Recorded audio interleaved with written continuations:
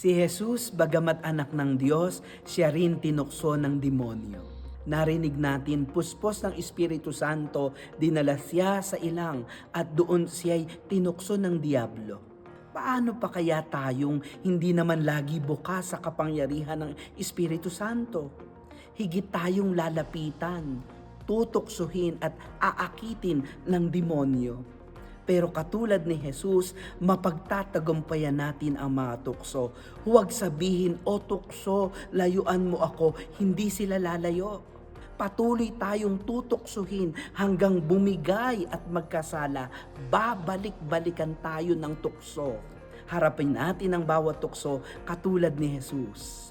Magsumikap manatiling tapat sa ating pagkakakilanlan bilang mga anak ng Diyos.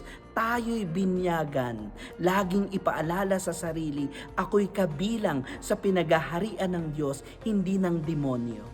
Yakapin ang salita ng Diyos. Sandatan ito sa puwersa ng masasama. Magdasal palagi.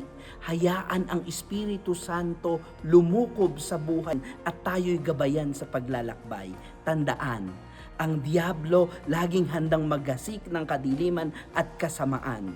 Ikaw, nilalang ka ng Diyos, anak ka niya, pasakop ka sa Kanya, tuwina at sa Kanyang paghahari. Amen.